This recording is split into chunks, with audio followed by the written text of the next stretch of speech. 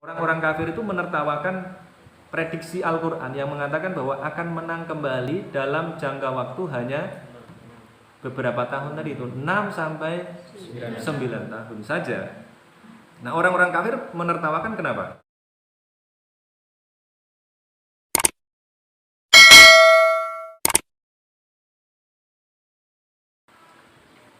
Assalamualaikum warahmatullahi wabarakatuh. Waalaikumsalam warahmatullahi wabarakatuh.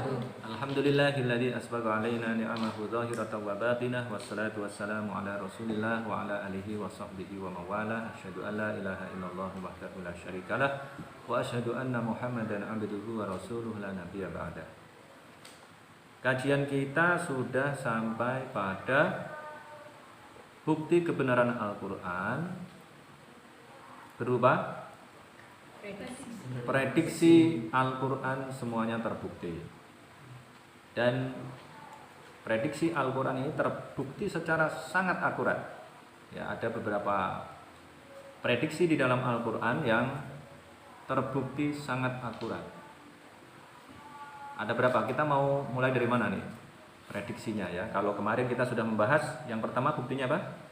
Sastranya tinggi sehingga seluruh tantangan Al-Quran mulai dari menciptakan yang seperti Al-Quran baik rimanya maupun isinya tidak bisa dilakukan oleh orang yang mengaku punya khodam jin ya. Kemudian 10 surat juga tidak terbukti, bahkan 1 surat tidak terbukti. Kemudian kita sudah membicarakan tentang bukti kebenaran di dalam ayat-ayat yang memberikan isyarat ilmiah. Semuanya terbukti ya. Setidaknya sekarang ini makin banyak yang terbukti. Kemudian yang berikutnya ini adalah ayat-ayat yang berisi tentang prediksi atau perspektif futuristiknya ya, pandangan masa depannya ternyata juga sama ya. Dan diantaranya menurut saya adalah prediksi yang sangat berisiko tinggi kalau tidak terbukti, karena pembuktiannya itu dekat dengan masa penurunan Al-Quran ya, bahkan masih dalam masa penurunan Al-Quran. Jadi pada saat itu kalau tidak terbukti, Islam sudah tidak relevan. Yang pertama adalah prediksi Al-Quran tentang kemenangan Romawi atas Persia. Jadi di surat Ar-Rum, buka silahkan surat Ar-Rum, Alif Lam Mim, Ghulibatir Rum fi adnal ardi wa hum min ba'di ghalabihim sayaghlibun fi bid'ai sinin lillahil amru min qablu wa min ba'du wa yawma idzi yafrahul mu'minun bi nasrillah dan seterusnya itu ya. Nah, ini adalah ayat yang memiliki kandungan prediksi dan prediksinya itu sangat rigid. Alif Lam Mim, Ghulibatir Rum, Romawi dikalahkan oleh mana tuh? Oleh Persia. Jadi dulu yang namanya superpower itu ya Romawi dan Persia. Belum ada Amerika, Uni Soviet belum ada Amerika, Cina belum ada.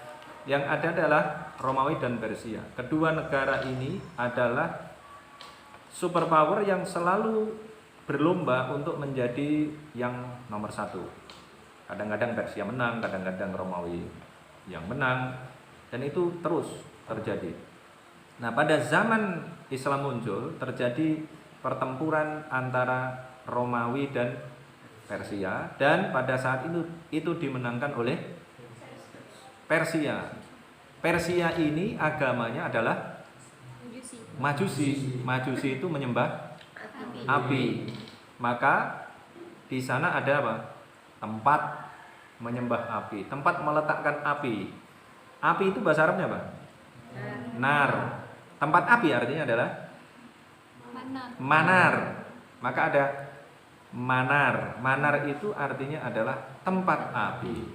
Maka kemudian kalau di tempat kita itu ada apa?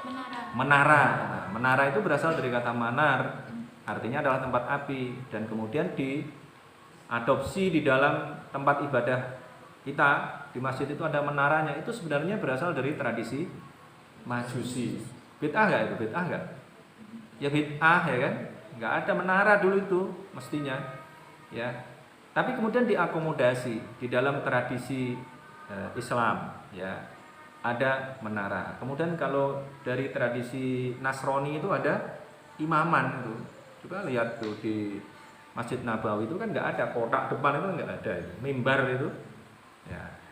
Itu tradisi apa itu? Tradisi Nasrani itu, ya.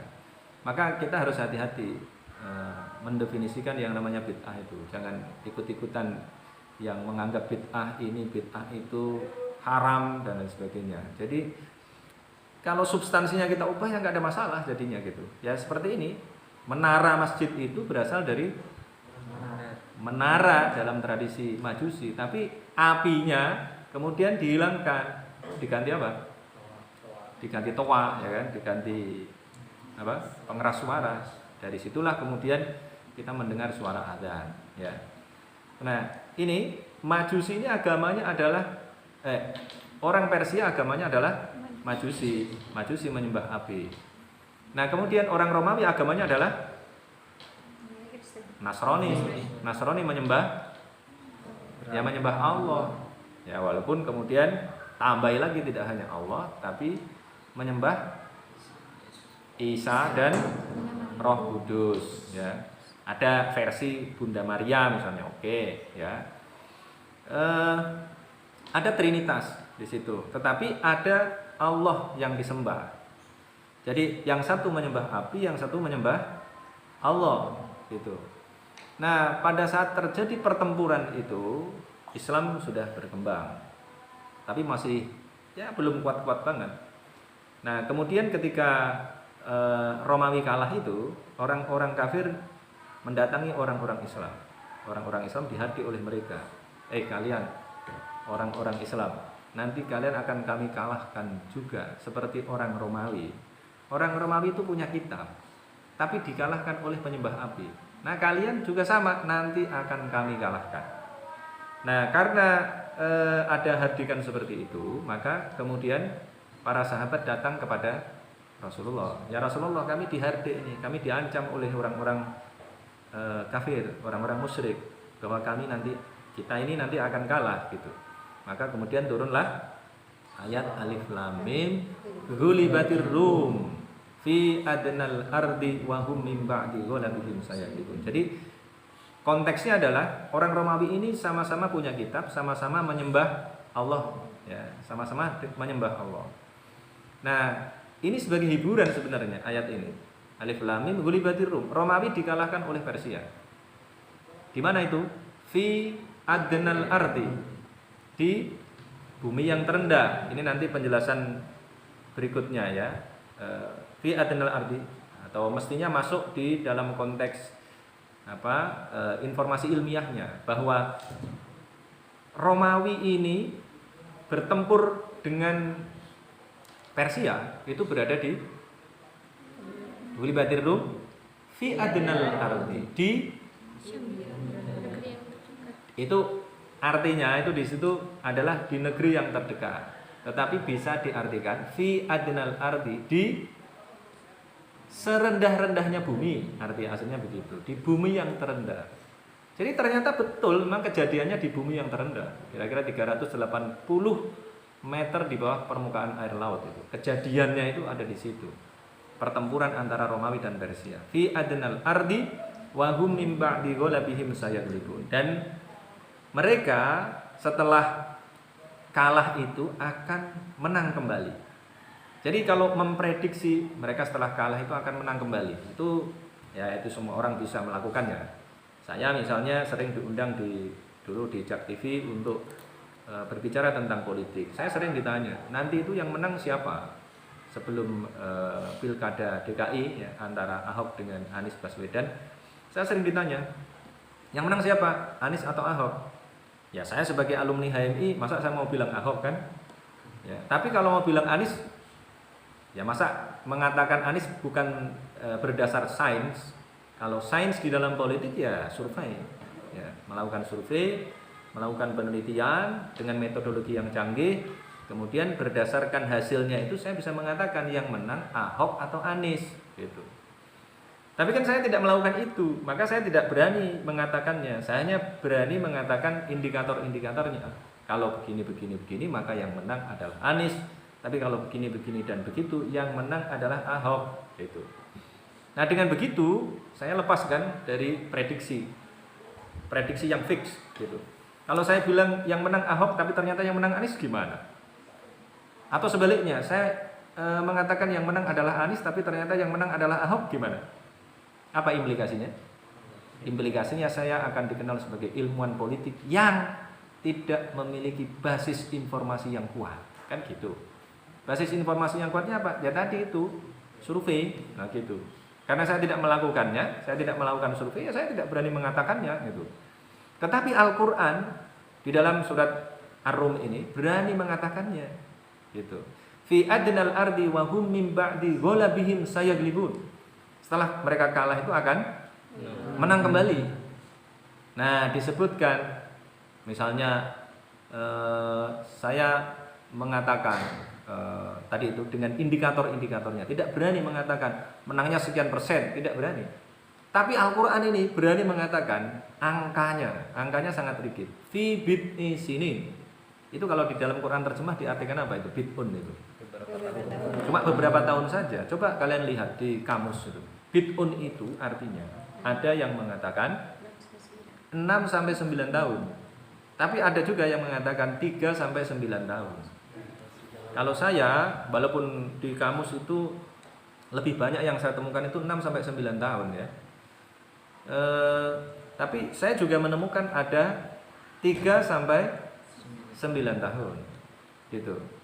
Nah tapi kalau yang dipahami oleh Abu Bakar, nampaknya bid'un itu dipahami 6 sampai 9 tahun. Maka saya sudah baca ini agak lama, jadi ya sudah agak-agak lupa juga gitu. Ingat saya kemudian Abu Bakar menduga, jadi taruhan dia nanti akan menang kembali. Menangnya pada 6 tahun. Jadi 6 tahun setelah kekalahan itu akan menang kembali. Nah, ternyata betul menang beneran. Tapi jangan lupa prediksi Abu Bakar dan keyakinan umat Islam ketika turun ayat ini, wah ini ditertawakan oleh banyak orang. Ya, orang-orang kafir itu menertawakan prediksi Al-Quran yang mengatakan bahwa akan menang kembali dalam jangka waktu hanya beberapa tahun tadi itu 6 sampai 9 tahun saja. Nah orang-orang kafir menertawakan kenapa? Karena tingkat kerusakan yang dialami oleh Romawi itu luar biasa besar. Jadi prediksi yang ilmiah ya, yang sesuai dengan keadaan pada saat itu, Romawi itu tidak mungkin menang kembali melawan Persia kecuali sudah melakukan recovery dan kemudian melakukan pembangunan kembali persenjataan militernya, kekuatan militernya dan lain sebagainya. Itu kira-kira membutuhkan waktu lebih dari 2 dekade. Jadi lebih dari 20 tahun untuk bisa melawan kembali dan berkemungkinan untuk menang gitu. Maka ketika turun ayat ini diketawain gitu.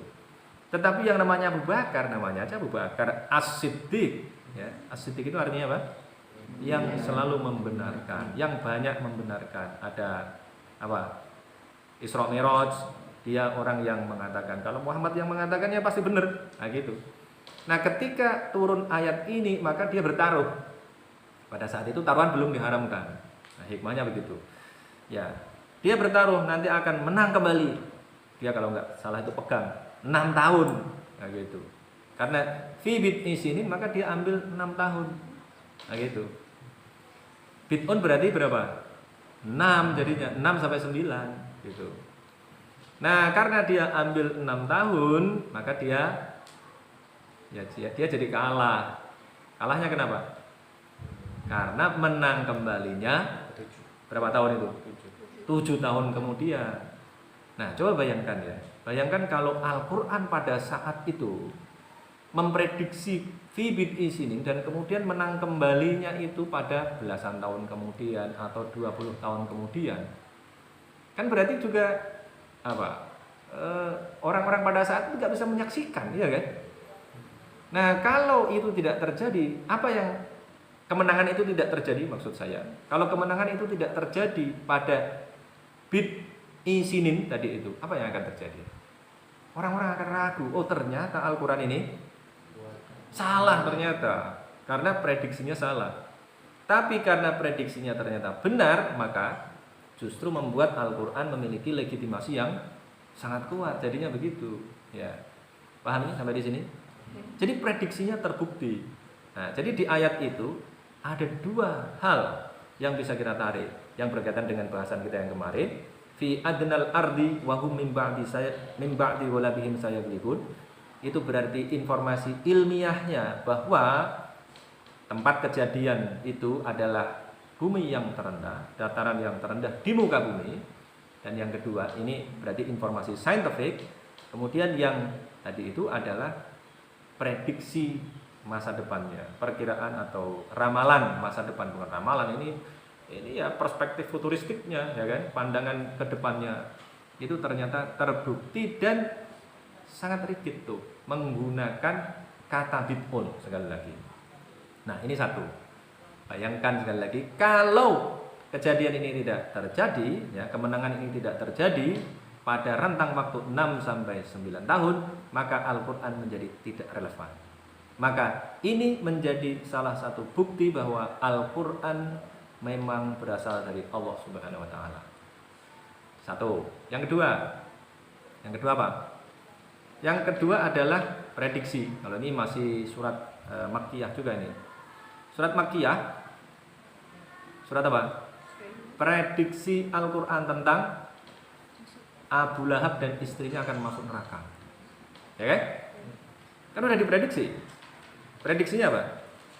Tabbat yada abi lahabin wa tab ma aghna anhu maluhu wa ma kasab sayasla naron dzata lahab wa imra'atuhu hammalatal hatab fi jidiha hablum min masad. Ada dua nih yang menarik di dalam ayat ini. Yang pertama adalah rimanya, seperti keunggulan Al-Qur'an atau kemukjizatan Al-Qur'an yang kita bahas yang pertama kali. Di rimanya semuanya menggunakan tabbat yada abi lahabi wa tab. Pakai ba. Ma aghna anhu maluhu wa ma kasab. Sayasla naron dzata lahab wa imra'atuhu hammalatal hatab fi jidiha hablum mim masad. Berarti pakai ba dan dal. Ini apa namanya? Huruf apa? Qalqalah, ya.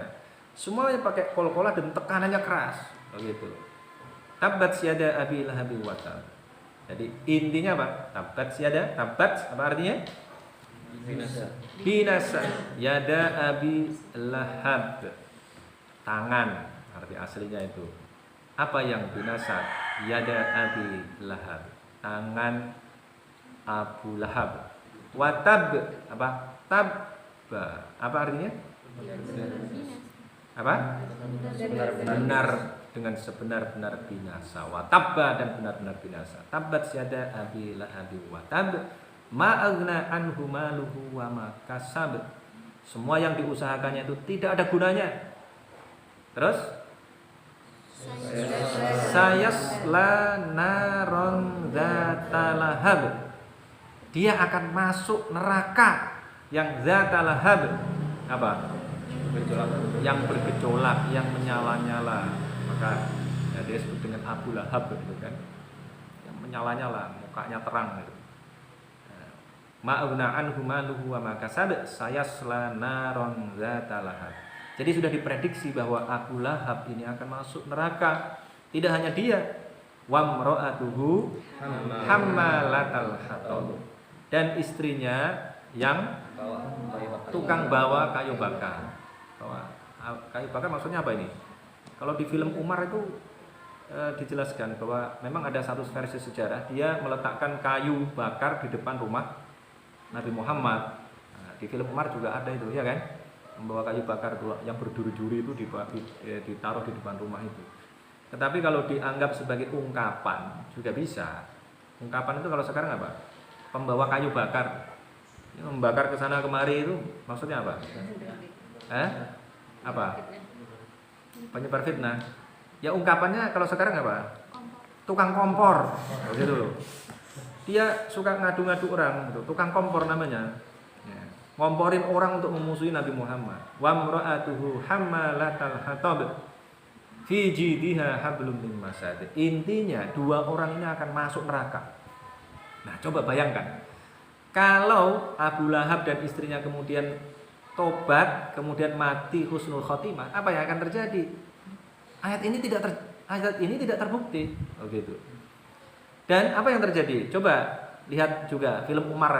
Yang gampang kan lihat film Umar ya. Kalau kalian kan suka nonton film, ya sejarahnya ada.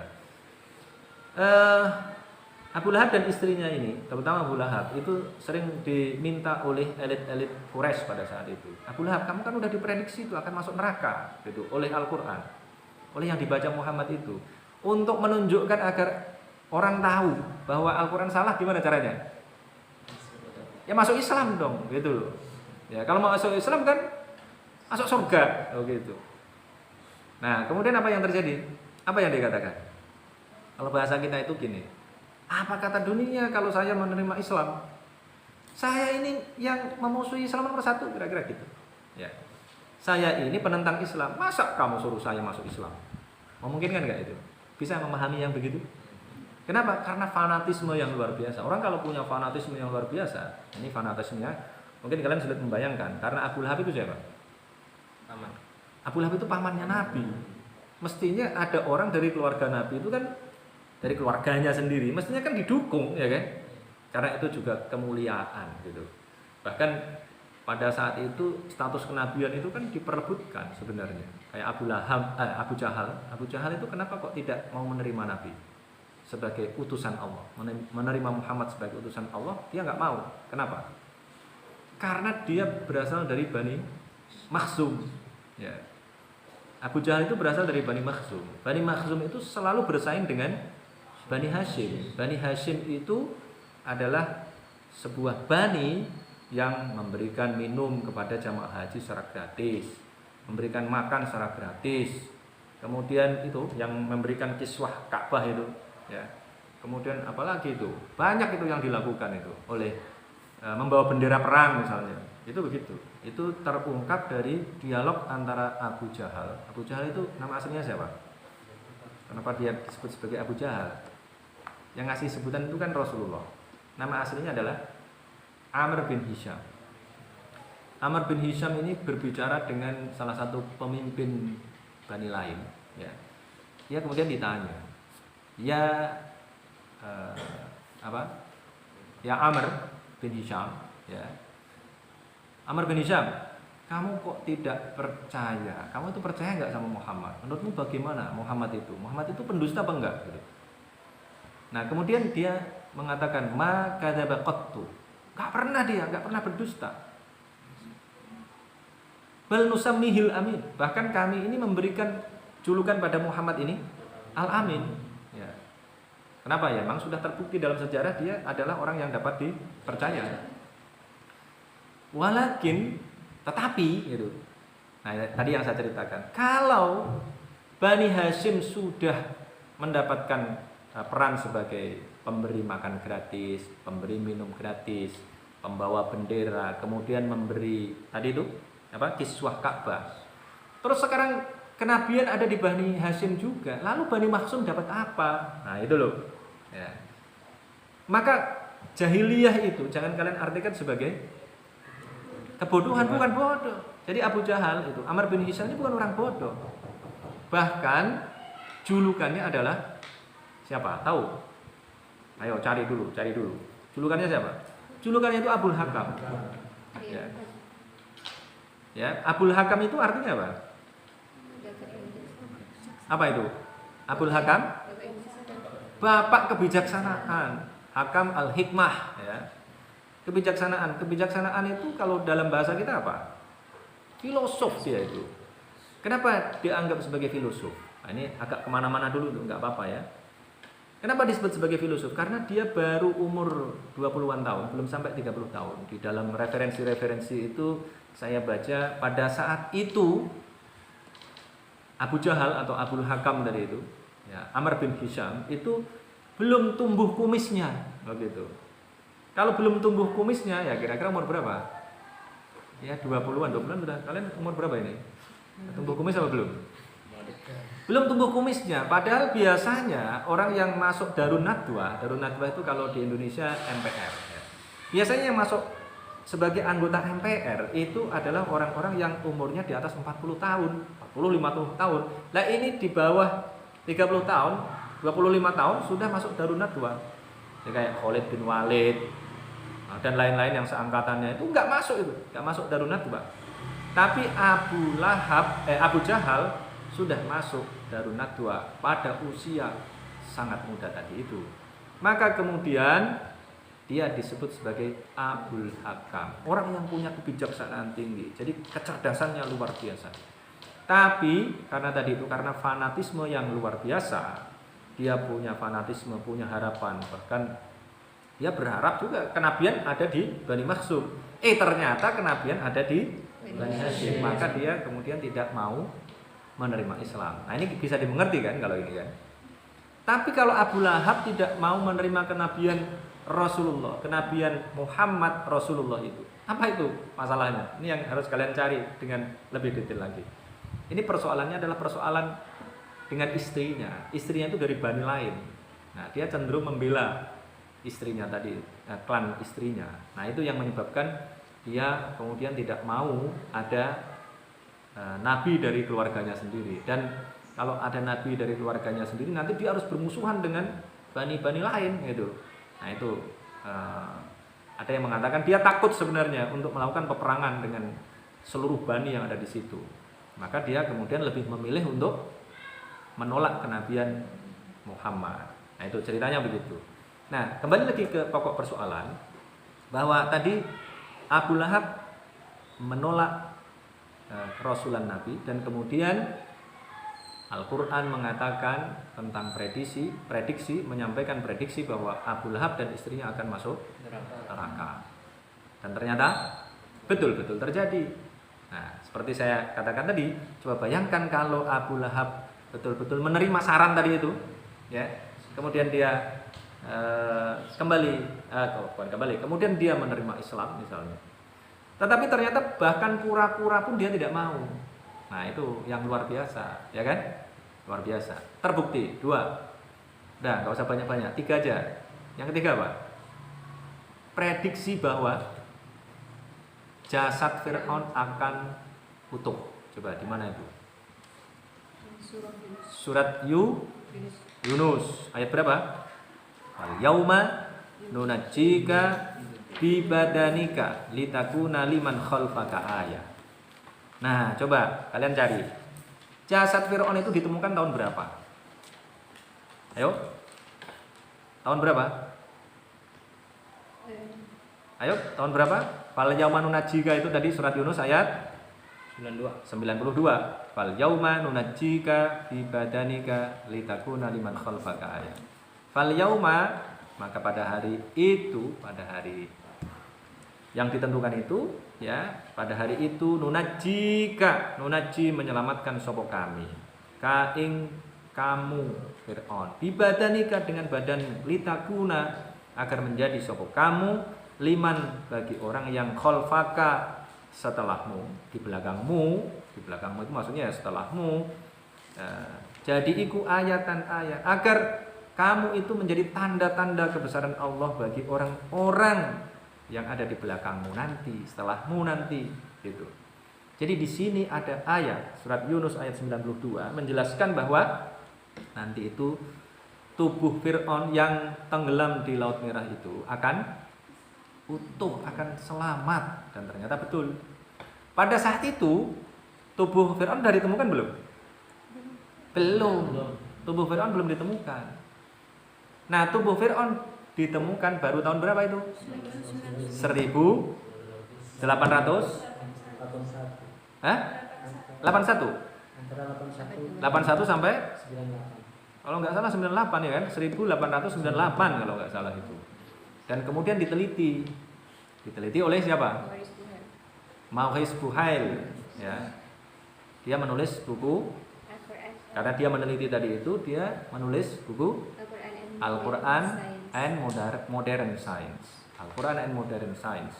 Jadi ini juga bisa menjadi tadi itu tanda apa? Kalau dalam konteks tadi informasi ini diselamatkan kemudian terbukti bisa dua, bisa prediksi ya, bisa informasi saintifiknya terbukti, tapi juga sekaligus menjadi bukti prediksi Al-Quran benar. Karena pada saat itu tubuh Fir'aun belum ditemukan. 14 abad yang lalu belum ada temuan jasad Fir'aun, ditemukan baru pada tahun 1881 atau 98 tadi ya. Ada dua versi dari sejarahnya itu. Baru kok ada dua versi itu. Saya baca 1898, tapi kok itu ada 81 itu yang di mana itu? Di jurnal apa itu? Nah, pokoknya intinya baru ditemukan lah, baru 1 abad ditemukan. Ya kan? Dan kemudian diteliti oleh Maurice Bucaille bahwa itu adalah tubuh Fir'aun yang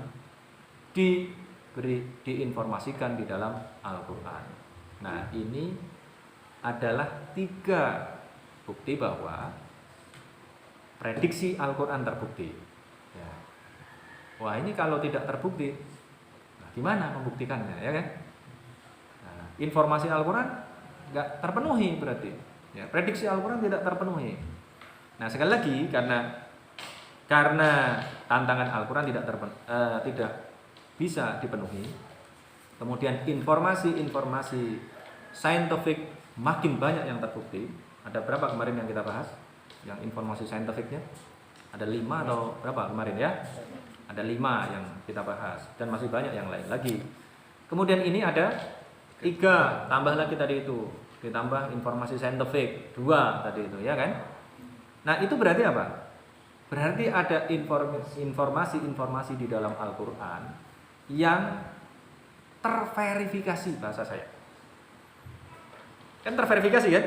Jadi Al-Quran mengatakan tentang sesuatu yang terverifikasi, bisa dilihat oleh mata, ya, bisa dibuktikan dengan menggunakan panca indera, ya, semuanya terbukti. Nah, itulah yang sering saya katakan bahwa karena hal-hal yang bersifat verifikatif yang terbukti itulah, maka ketika Al-Quran membicarakan tentang sesuatu yang unverifikatif, yang tidak verifikatif. Apa itu yang tidak verifikatif? Akhirat, kan unverifikatif, tidak verifikatif. Karena kita nanti akan tahu bahwa akhirat ada itu kalau kita sudah mati. Oh, jangan akhirat dulu, kiamat dulu, ya kan? Berbicara tentang kiamat, Al-Quran berbicara tentang kiamat. Ya ayuhan nasu taqu rabbakum inna zalzalatas sa'ati syai'un 'adzim yauma tarawunaha tadhhalu kullu murdi'atin amma arda'at wa tad'u kullu dhati hamlin hamlaha wa taran nasa sukara wa ma hum bisukara walakinna 'adzaballahi syadid. Ada lagi? Yas'alunaka 'anis sa'ah. Ya, apalagi? Yas'alunaka 'anis sa'ati ayyana mursaha qul innama ilmuha 'inda rabbi la yujalliha liwaqtiha lahu, dan seterusnya itu ya, ada banyak tuh. Nah, ini menunjukkan bahwa ada hal-hal yang tidak bisa diverifikasi.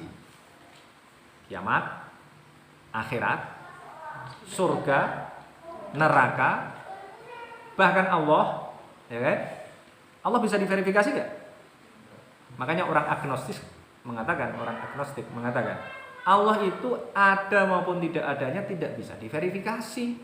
Oh gitu kan? Malaikat misalnya, kalian bisa melakukan verifikasi. Ada maupun tidak adanya nggak bisa diverifikasi. Surga neraka bisa diverifikasi? Nggak bisa diverifikasi. Ada maupun tidak adanya nggak bisa diverifikasi. Gitu kan?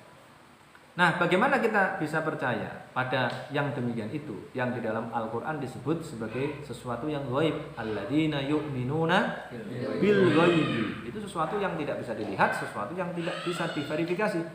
Lalu caranya bagaimana? Menggunakan logika. Maka sekali lagi, beriman kepada sesuatu yang ghaib, beriman kepada Allah, beriman kepada malaikat, beriman kepada akhirat, beriman kepada akan terjadinya kiamat. Itu bukan sesuatu yang tidak rasional. Sesuatu yang rasional kalau kita menggunakan logika kita. Kemudian kita melakukan tadi itu perbandingan. Ya. Perbandingannya gimana? Kalau Al-Quran mengatakan tentang sesuatu yang bersifat verifikatif ternyata semuanya terbukti, maka ketika Al-Quran mengatakan tentang sesuatu yang unverifikatif, yang tidak bisa diverifikasi, maka kita juga harus percaya. Logik kan? Begitu. Jadi iman itu bukan wilayah yang tidak rasional, salah gitu. Caranya bagaimana? Ya caranya menjawab pertanyaan yang kemarin. Caranya adalah kita membuktikan bahwa Al-Quran adalah benar, berasal dari Allah Subhanahu wa taala. Nah, gitu kan? Ya, jadi dengan begini ini kita jadi tahu bahwa Al-Quran ini betul-betul berasal dari Allah Subhanahu wa taala, bukan berasal dari Nabi Muhammad, bukan buatan Nabi Muhammad yang statusnya cuma penyair yang majnun. Nah, begitu kan? Jadi bedanya apa? Tahu bedanya? Kenapa Nabi Muhammad itu didegradasi oleh siapa? Oleh orang-orang kafir Mekah, ya. Hanya sebagai yang majnun. Apa bedanya? Ya. Kalau majnun berarti kata-kata yang indah itu berasal dari jin. Tetapi kalau wahyu, ya, berarti kata-kata yang indah itu berasal dari Allah Subhanahu wa taala. Bedanya di situ, ya kan? Nah, karena ini saya tekankan lagi karena kemarin belum saya singgung, ya. Mereka punya kepercayaan bahwa orang-orang yang punya kemampuan menciptakan syair-syair indah yang dahsyat itu adalah orang-orang yang majnun. Majnun artinya apa kemarin? Kerasukan jin. Misalnya, ya mereka percaya yang namanya penyair besar bernama Imru'ul Qais. Ini terkenal nih, penyair ini. Punya jin. Jinnya ini adalah penghuni lembah namanya Lembah Abqar. Jadi ini referensinya langka ini. Jadi kalian harus lacak betul nih dengan baik. Tapi saya juga enggak langsung percaya bahwa mereka itu punya jin, ya enggak juga. Itu kan hanya persepsi, ya kan? Tapi persepsi atau nyata bahwa tadi itu ada yang disebut dengan persekutuan antara jin dan penyair. Tapi yang pasti dengan mengatakan Muhammad sebagai orang yang majnun, mereka ingin mendegradasi Muhammad sebagai Rasulullah yang mendapatkan wahyu dari Allah hanya sebagai seorang penyair yang mendapatkan kata-kata indah dari jin. Misalnya Imrul Qais punya jin, ya, menurut mereka punya jin. Namanya siapa? Lafidh bin Lahith namanya. Nah, ini penting apa enggak ini? Tapi ini untuk melengkapi aja, melengkapi perbendaharaan referensi kalian lah ya. Kemudian apa lagi? Siapa lagi yang terkenal? Ya, ada Nabigoh Ad-Dibyani misalnya. Itu punya jin namanya Hadir bin Mahir. Jadi di dunia jin itu ada binnya juga gitu. Ya, kemudian siapa? Antaroh. Yang kemarin saya sebut namanya Antaroh bin Shaddad. Ya, itu punya jin namanya Jalid. Ya. Nah, nanti kalian cari. Jadi itulah jin-jin yang dianggap sebagai khodam bagi para penyair. Nah, sekali lagi Nabi Muhammad didegradasi dengan cara seperti itu, ya. Nah, ini adalah perspektif ya, bahwa Al-Qur'an ini betul-betul dari Allah Subhanahu wa taala, bukan buatan Nabi Muhammad, bukan berasal dari jin sekalipun, ya. Nah, ingat-ingat tuh, mereka punya perspektif. Jadi kalau ada penyair atau orang yang punya khodam namanya jin, mereka kemudian mempercayainya sebagai orang yang bisa memprediksi masa depan, orang yang bisa mengeluarkan kalimat yang indah, orang yang punya kemampuan yang di atas rata-rata. Bahkan kemudian ini ya, kalau ini benar ya, coba nanti kalian cek kembali, mereka dianggap sebagai orang yang sangat pinter karena itu. Maka di tempat kita kalau ada orang yang dianggap punya jin, itu dianggap sebagai orang pinter, walaupun nggak sekolah, walaupun nggak pernah ngaji, tapi dianggap sebagai orang pinter.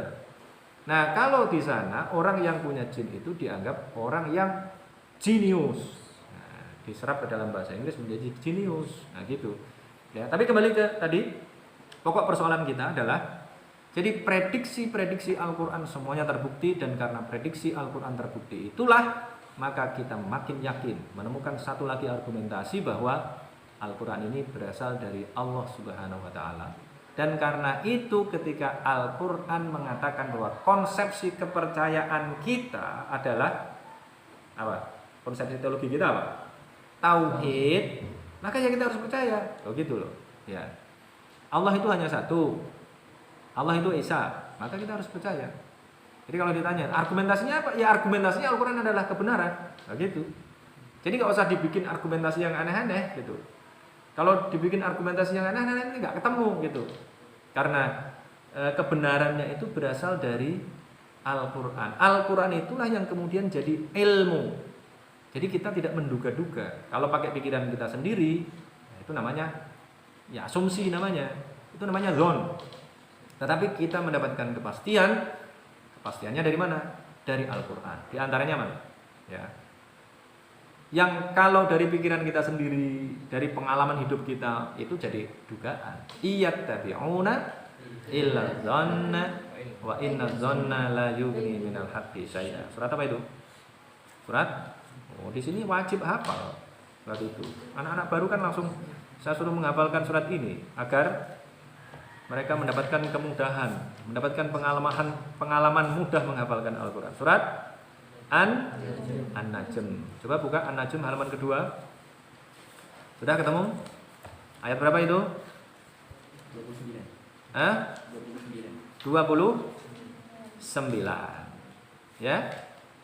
Iyattabi'una illa dhanna. Didahului dengan wa ma lahum bihi min ilmin iyattabi'una illa dhanna. Tadinya kan kalau ayat 27-nya itu innal ladzina la yu'minuna bil akhirati la yusammunal malaikata tasmiyatal unsa. Sesungguhnya orang-orang yang tidak beriman terhadap akhirat itu memberikan nama kepada malaikat dengan nama-nama perempuan. Jadi mereka punya persepsi bahwa malaikat itu adalah perempuan. Maka mereka menganggap bahwa malaikat itu adalah anak perempuan Allah. Begitu. Itu kan dugaan. Nah, oleh Al-Quran dikatakan wa ma lahum bihi min ilm. Mereka enggak punya ilmu, enggak punya pengetahuan atas itu. Tidak punya pengetahuan karena apa? Karena enggak ada wahyu yang mengatakan itu. Al-Quran tidak mengatakan itu. Iyattabi'una illa dhanna. Tidaklah mereka mengikuti kecuali dugaan. Wa inna dhanna la yughni minal haqqi syai'a. Dan sesungguhnya dugaan itu tidak bermanfaat sama sekali untuk membangun kebenaran, ya, untuk mendapatkan kebenaran. Tidak ada. Maka kita ini sebagai muslim, ya, kebenaran kita itu kita dapatkan dari mana? Kebenaran kita itu ya kita dapatkan dari Al-Quran. Al-Quran bilang apa? Nah, itulah kebenarannya, ya. Jadi argumentasi yang keberapa berarti ini? Argumentasi yang ketiga, ya kan? Argumentasi yang ketiga bahwa Al-Quran adalah kebenaran, dan karena Al-Quran adalah kebenaran maka kita menjadikan Al-Quran sebagai rujukan untuk membangun konstruksi teologis kita, ya, untuk membangun konstruksi keimanan, atau dalam bahasa NDP kita itu konstruksi kepercayaan kita, sehingga kepercayaan kita itu adalah kepercayaan yang benar. Ya, cukup dulu ya ini ya. Nanti kita lanjutkan kembali argumentasi yang keempat bahwa Al-Quran adalah kebenaran. Cukup dulu ya. Cukup dulu. Siapkan lagi kajian kita ini agar bisa lebih baik lagi. Saya akhiri. Wabillahi taufiq wal hidayah. Wassalamualaikum warahmatullahi wabarakatuh. Waalaikumsalam.